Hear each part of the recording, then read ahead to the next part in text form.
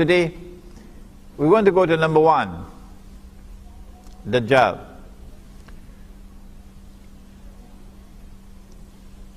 I have spent many years of my life in the study of this subject and written several books.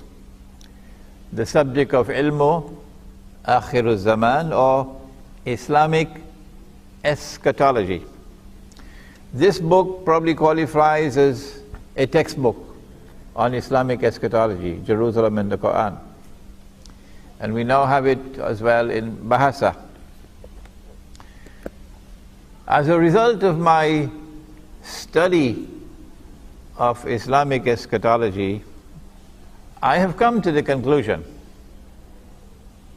that we now live in a world in which, if you are not faithful in your worship of Allah and faithfully following Nabi Muhammad alayhi salatu wasalam, then you will be worshipping Dajjal. There is no third option. I have come to the conclusion that the architect of the modern age is Dajjal. And I have come to the conclusion that most of mankind are already worshipping him, meaning they have submitted to him. For example, Al-Azhar University does not teach international monetary economics. No. And the Darul Uloom that produce your ulama, they don't teach international monetary economics. And so how?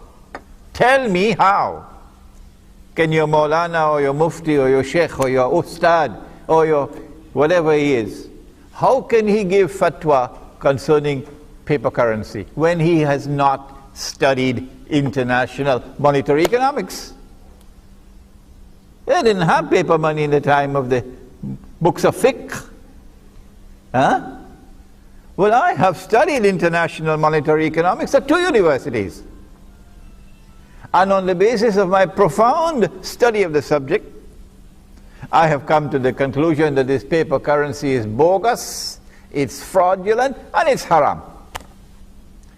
And you'll be surprised how many American academics and European academics agree with me. The only people who cannot agree with me are our scholars of Islam. And so Dajjal today controls the world of money. I have come to the conclusion that the modern secular state is the creation of Dajjal. Allah subhanahu wa ta'ala declares in the Quran that He is Al-Malik. And in political terminology, that means the sovereignty belongs to Him. Sovereignty belongs to Him. And today you now have a creature called the modern secular state. And those who defend it have not even studied sufficient political science to understand its genesis, its origin. And the modern secular state, which has embraced the whole world, declares that no, sovereignty does not belong to Allah. Sovereignty now belongs to the state. Well, whoever wants to accept that and believe in it and act upon it should have the freedom to do so. And when they go to the grave, they must be prepared for the consequences of that. That's all. But the rest of us would say, no. We want to remain faithful to Allah and to His Messenger. And so in our hearts, we long for the return of the Khilafah. The Khilafah state which recognizes Allah's sovereignty. This is our heart.